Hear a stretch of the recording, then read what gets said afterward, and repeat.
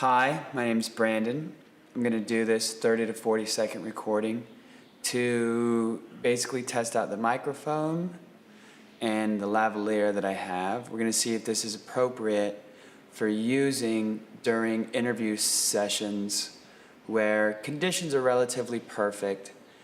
For example, just in a room, not on the street, with two different mics set up. So one being on the camera and then one being the lavalier that I have on. So we'll see how this sounds and see what it looks like, and hopefully it turns out great. Okay.